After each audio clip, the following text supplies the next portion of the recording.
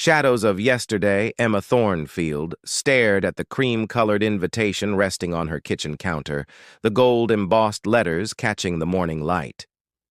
Westlake High School, 10-year reunion. Her fingers traced the elegant script as memories flooded back. Not the kind that brought warmth, but the kind that tightened her chest and made her palms clammy. "You don't have to go," her roommate Priya said, leaning against the doorframe, coffee mug in hand. "No one's forcing you to revisit your personal teenage wasteland." Emma smiled weakly. "I know, but maybe I should." She turned to face her friend. 10 years is a long time. 10 years ago, Emma had been the girl nobody saw. Not invisible enough to escape torment, but never visible enough to matter. She'd been the slightly overweight girl with thick glasses who always had charcoal smudges on her fingers from sketching and composing music nobody ever heard. The girl who ate lunch alone in the music room, creating melodies that would later become her salvation. Now, at 28, Emma stood in her sunlit apartment in Philadelphia, far from the small Connecticut town where she'd grown up. Her reflection in the hallway mirror showed a woman who'd found her place in the world, a successful composer for independent films with 2 minor award nominations and a growing reputation in the industry. Her once mousy brown hair now fell in soft waves around her face, highlighted with subtle caramel streaks. The glasses were gone, replaced by contacts that revealed deep amber eyes. The extra weight had gradually melted away through years of walking city streets and dancing to release stress. But the transformation wasn't just physical. The confidence in her posture, the quiet assurance in her voice, these were the true metamorphosis. "I think I need to go," Emma said finally, more to herself than to Priya.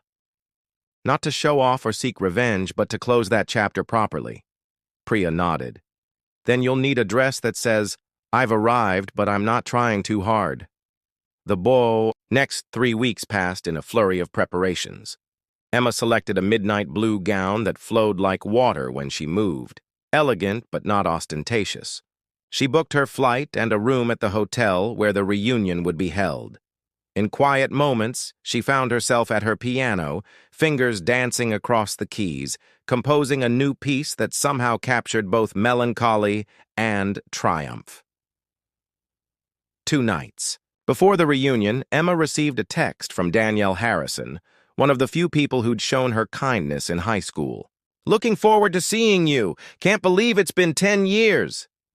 Emma smiled. Danielle had gone on to become a pediatric nurse, married her college sweetheart, and had twins. They'd kept in loose contact through social media, enough to know the broad strokes of each other's lives without the intimate details. As Emma packed her suitcase, she slipped in a small leather notebook, her old composition book from high school.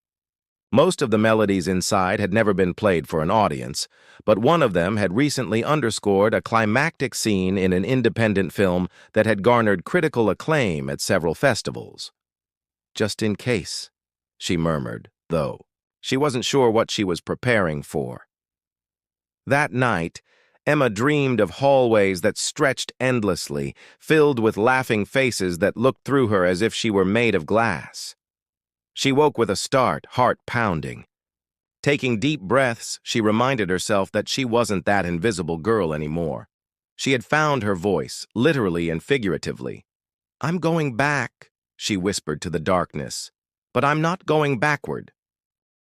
Whispers among strangers, the grand ballroom of the Westlake Plaza Hotel sparkled with elegant chandeliers and strategic mood lighting, transforming the space into something far more sophisticated than anything their high school could have afforded. Emma paused at the entrance, her midnight blue dress shimmering subtly as she took a steadying breath. A banner proclaimed, "Welcome back, Westlake Wolves, Class of 2015, in the school's blue and silver colors. "Name?" asked a cheerful woman at the check-in table, not looking up from her list. "Emma Thornfield." The woman's eyes widened slightly as she found the name. Oh, Emma, Wow, you look amazing. It was Brittany Moore, former head cheerleader and social coordinator of nearly every school event. I almost didn't recognize you, Emma smiled politely. Thank you. It's been a while. She accepted her name tag, a ridiculous plastic thing with the school mascot in the corner, and slipped into the growing crowd. The familiar faces had aged in subtle ways, receding hairlines, laugh lines, a certain solidity that replaced youthful lankiness. Emma moved toward the bar, ordering a glass of white wine to give her hands something to do. Emma? Emma Thornfield?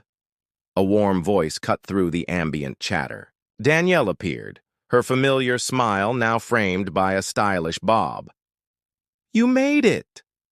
She pulled Emma into a genuine hug. I almost backed out, Emma admitted. I'm glad you didn't. Come meet some people who actually aren't terrible, Danielle said, with a wink, leading Emma to a small group by the windows. As the evening progressed, Emma found herself navigating the complex social terrain with more ease than she'd anticipated. Some former classmates were genuinely interested in her work as a composer. Others clearly had no idea who she was, smiling vaguely when introduced. A few seemed determined to prove how successful they'd become, as if high school were still a competition they needed to win. So you write, like, songs for movies? Asked Trevor Wilson, who had been voted most likely to succeed and now managed his family's chain of hardware stores. Film scores? Yes, Emma replied. Mostly independent. Productions. But I've recently signed with a larger studio for an upcoming project. That's so cool, gushed someone whose name Emma couldn't recall. Did anyone from Westlake know you were musical? Before Emma could answer, a tall figure approached their circle.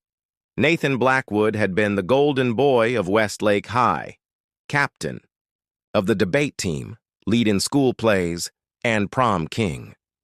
Not a traditional jock, but possessed of a charisma that transcended the usual high school hierarchies. His dark hair was shorter now, with distinguished touches of silver at the temples despite being only 29. His eyes, a striking cobalt blue, scanned the group before landing on Emma with a flicker of confusion. Sorry to interrupt, he said, his voice deeper than Emma remembered. I just wanted to say hello to everyone. His gaze lingered on Emma. I'm Nathan Blackwood. I remember, Emma said quietly. Emma Thornfield. A flash of embarrassment crossed his features. Emma? From AP English? She shook her head slightly. Advanced music theory. And we had history together senior year. I sat 3 rows behind you. Nathan's brow furrowed as he clearly struggled to place her. I'm sorry, It's fine, Emma said with a small smile. I wasn't exactly memorable. Danielle jumped in, saving them both from the awkward moment. Nathan's been running that amazing community theater downtown. They just did a production of Into the Woods that sold out every night. That's impressive, Emma said genuinely. Not as impressive as scoring films, Nathan replied, seeming relieved to move past his lapse in memory. Which productions have you worked on? I'm a bit of a film buff. As Emma described some of her recent projects, she noticed something shift in Nathan's expression. Genuine interest replacing polite conversation. He asked insightful questions about her creative process, and for a moment, the reunion faded into the background. Their conversation was interrupted by the sharp tap of a microphone. Jessica Winters, former class president and current reunion committee chair, stood on the small stage. Welcome back, Wolves, she called out. We have a fantastic evening planned, including our Where Are They Now presentations, superlative, awards, and... She gestured to the small band setting up. An open mic portion for anyone feeling brave. Emma felt her pulse quicken. She hadn't planned to perform, but the leather notebook in her clutch suddenly seemed to weigh 1,000 pounds. She became aware of Nathan watching her, his expression unreadable. You know, he said quietly, I think I remember you now. You were always writing in that music notebook, weren't you? The girl who hummed melodies when she thought no one was listening. Emma stared at him, startled. You noticed that? Nathan smiled, a flash of regret crossing his features. Not enough, apparently. As the formal dinner began, Emma found herself seated at a table with Danielle, Nathan, and several others she vaguely remembered. Throughout the meal, she caught Nathan glancing at her when he thought she wasn't looking, as if trying to reconcile the confident woman before him with the faded memory of a girl he had barely seen. By the time dessert arrived, Emma had made her decision. When Jessica announced the start of the open mic portion, Emma slipped her hand into her clutch and touched the worn leather of her composition book. It was time to be seen, truly seen, at last. Symphony of Courage. The reunion dinner plates had been cleared away, and the evening was transitioning to its entertainment portion. Principal Winters announced the open mic segment with enthusiasm that felt unchanged from their high school assemblies.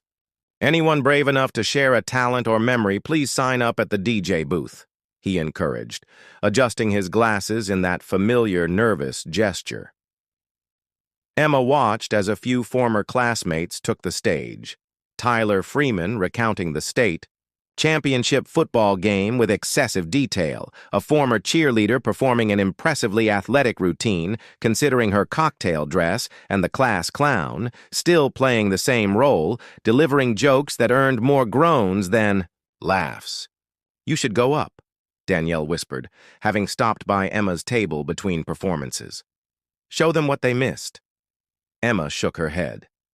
I didn't come here to perform. Then why did you bring sheet music? I saw it in your purse earlier. Caught. Emma sighed. Insurance, maybe? I don't know. Danielle squeezed her shoulder. The Emma I knew always found her voice at the piano, even when she couldn't find it anywhere else. As Danielle returned to her table, Emma noticed Nathan watching, their exchange with curiosity. Their eyes met briefly before she looked away, uncomfortable with his sudden interest. The DJ called for more volunteers, and the room fell awkwardly silent. Emma felt something shift inside her, a quiet resolve taking shape.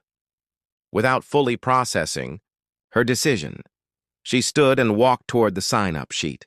Minutes later, she found herself being introduced. Next up, we have Emma Thornfield, who apparently is a film composer now. Let's give her a warm welcome. The applause was polite but confused as Emma approached the grand piano positioned at the edge of the small stage. Settling onto the bench, she adjusted the microphone. This piece is called Invisible Girl, she said simply. I started composing it in this school's music room during lunch periods. I finished it last month for a film about transformation. Her fingers found the keys, and the first notes filled the ballroom, tentative, melancholic, like questions without answers. The melody built slowly, gaining complexity and confidence. Emma closed her eyes, letting the music speak the words she'd never said. The loneliness, the yearning to be seen, the gradual discovery of her own worth. The middle section shifted to minor keys, turbulent and challenging, before transitioning into a sweeping, triumphant resolution that made her heart swell every time she played it. This was her story, not of revenge or bitterness, but of finding beauty in the journey. As the final notes resonated through the room, Emma opened her eyes to complete silence. For a terrifying moment, she thought she'd misjudged everything, that her music, so personal and meaningful to her, had left everyone cold. Then she saw the expressions on the faces before her. Danielle was openly crying. Jessica Palmer was staring in open-mouthed astonishment. Even Melanie Carson looked stunned, her usual poised expression cracked open to reveal something like regret. And Nathan was looking at her as if seeing her for the first time, his eyes wide with a mixture of awe and something else she couldn't quite identify. The applause began slowly, then swelled into a standing ovation. Emma stood from the piano bench, slightly dizzy with emotion, and curtsied slightly before making her way back to her table. That was... Principal Winters seemed at a loss for words as he returned to the microphone. Well, I think we all just witnessed something extraordinary. Thank you, Emma. The rest of the scheduled performances continued, but Emma barely noticed them. People kept approaching her table. Classmates who had never spoken to her in high school now eager to connect, to claim some association, to express admiration. I had no idea you were so talented, said Melanie, her tone genuine for the first time that evening.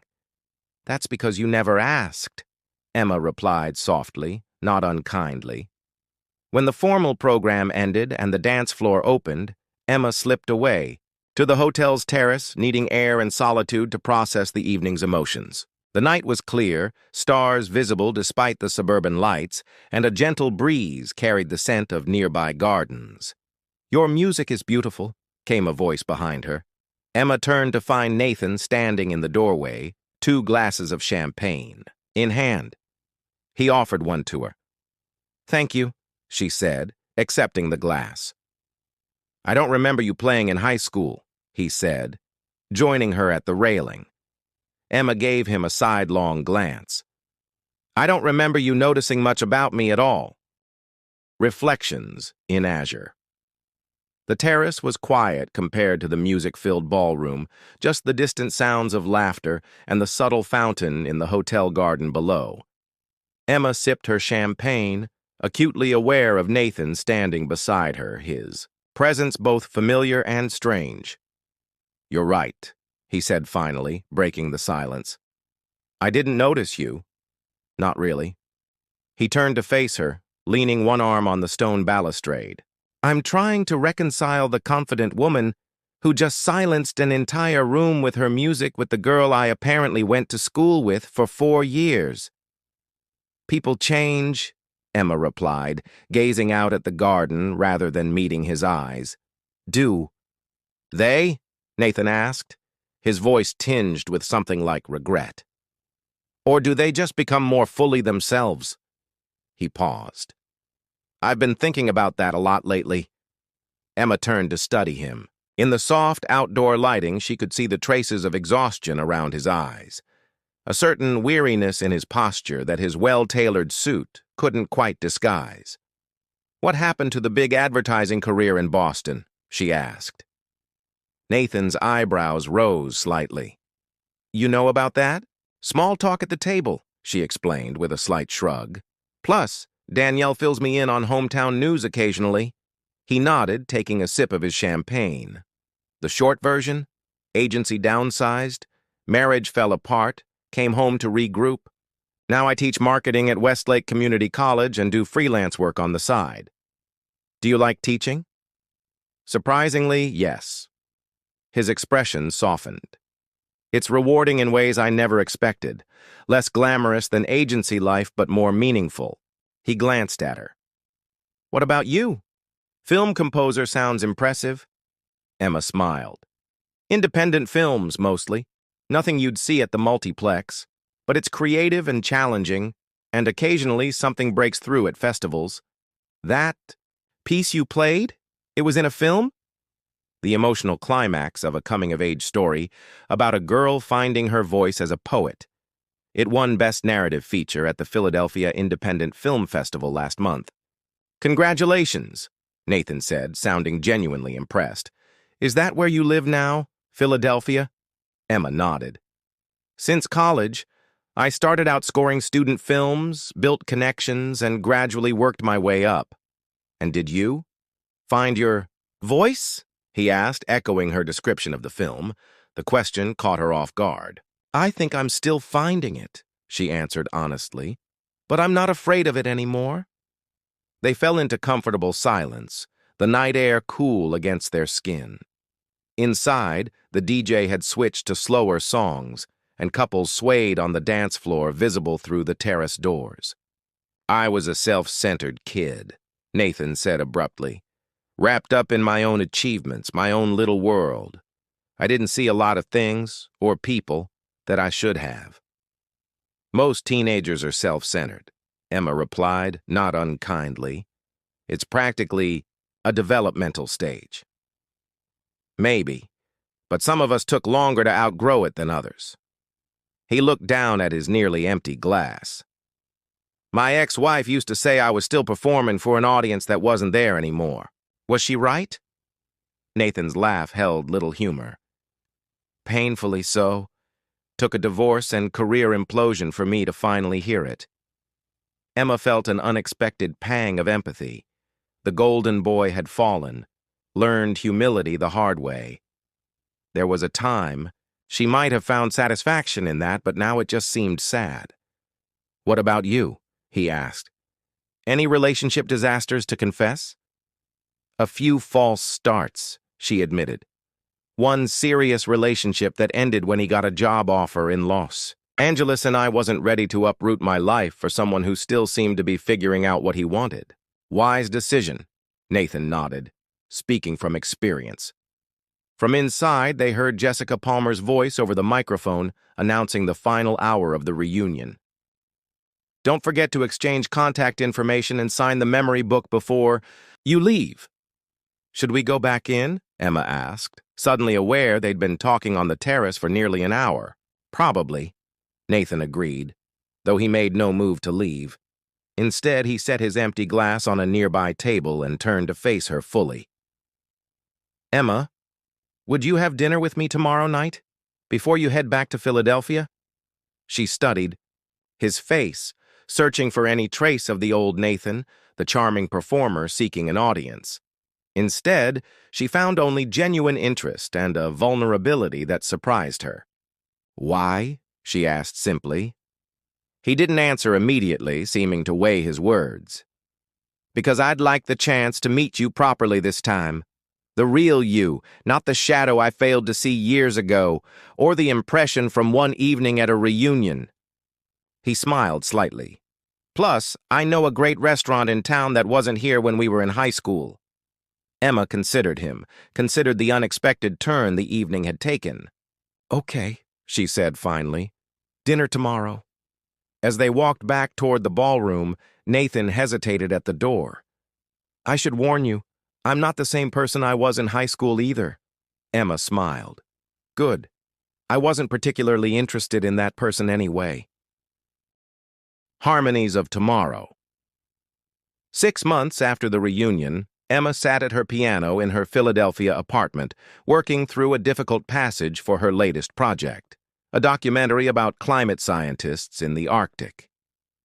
The morning light streamed through the windows, catching the amber highlights in her hair as she frowned in concentration. Her phone buzzed with a text message. Glancing at the screen, she smiled at Nathan's name. Just landed. See you in about an hour. Can't wait. Their dinner after the reunion had stretched into breakfast the next morning, as they talked about everything from favorite films to childhood memories to professional ambitions. When Emma had to return to Philadelphia, they'd exchanged numbers, with promises to stay in touch, both perhaps skeptical that anything would come of it. But Nathan had called the very next week, and their conversations had become a regular part of Emma's life, first weekly, then daily, spanning topics trivial and profound. 2 months after the reunion, he'd visited Philadelphia for a weekend. A month after that, Emma had returned to Westlake for Thanksgiving, spending time with Nathan and meeting his parents properly for the first time. The distance between Connecticut and Pennsylvania wasn't insurmountable, but it required intention, planning, compromise.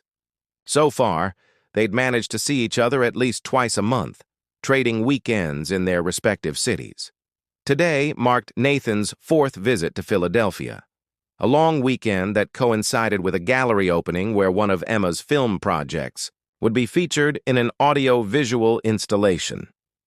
Returning to her composition, Emma worked until she heard the buzzer from the building's entrance.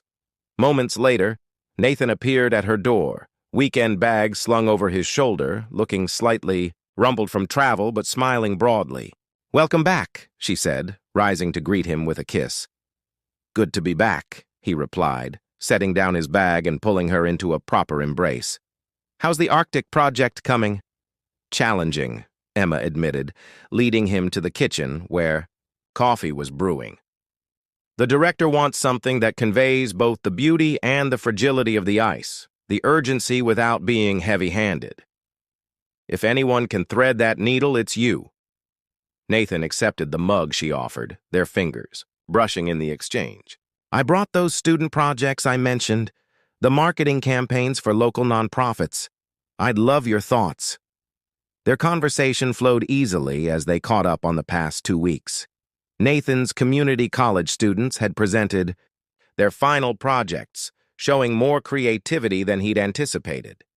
Emma had received an inquiry about scoring a feature film from a director she admired, her biggest opportunity yet. Later that afternoon, they walked hand in hand through the gallery where Emma's installation would open the following evening. The space was still being prepared, with staff adjusting lighting and finalizing displays. Miss Thornfield. The curator, a woman in her 50s with stylish gray hair and bold glasses, approached them. Perfect timing. We've just finished setting up your piece. They followed her to a small, darkened room where images of vibrant street life in various cities were projected on all 4 walls, shifting and blending into one another. Emma's composition played through hidden speakers, a piece that captured both the chaos and harmony of urban communities. It's incredible, Nathan said quietly, watching the images flow around them, synchronized perfectly with the music's emotional beats. The way you've connected the visual rhythm to the musical phrases. Emma squeezed his hand, touched by his genuine appreciation of her work. In the 6 months since reconnecting, Nathan had shown a consistent interest in understanding her creative process, just as she'd found herself fascinated by his approach to teaching and his evolving philosophy of communication. That evening, they cooked dinner together in Emma's small kitchen, moving around each other with the comfortable familiarity of a practiced dance. As they ate, Nathan grew uncharacteristically quiet. Everything okay? Emma asked, noticing his distraction. Just thinking, he replied, setting down his fork. About timing and chances? Emma raised an eyebrow, waiting for him to continue. I almost didn't go to the reunion, he admitted. Thought it would be depressing, everyone asking about the divorce, the career change, making comparisons to what they expected of Nathan Blackwood, former Golden Boy. What changed your mind? Honestly, my mother told me to stop wallowing and get out of the house. He laughed. But now I think about how easily we could have missed each other again. If you hadn't played that night, if I hadn't gone outside for air at the same time you did, if I'd held on to old resentments, Emma added softly. Nathan nodded. Exactly. He reached across the table for her hand. I've been offered a position at Temple University, adjunct professor in their marketing department, starting next semester. Emma's eyes widened. Nathan, you're moving to Philadelphia?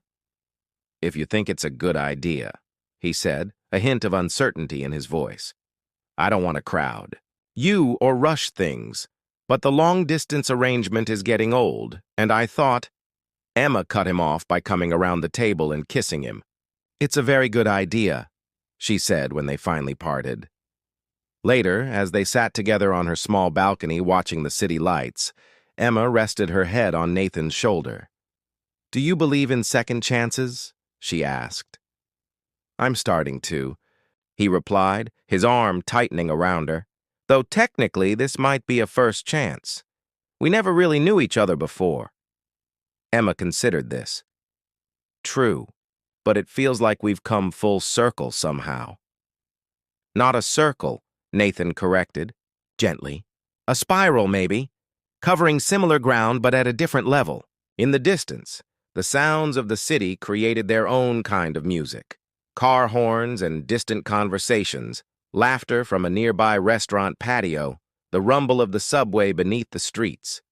Emma closed her eyes, mentally composing a new melody that captured this moment. Not the melancholy of the invisible girl or the triumph of the reunion performance, but something richer, more complex, with room for both harmony and dissonance. "I'm glad we found each other," she said simply. Nathan pressed a kiss to the top of her head. "Me too. Though next time, let's not wait 10 years, okay?" Emma laughed, the sound blending with the night air. "Deal."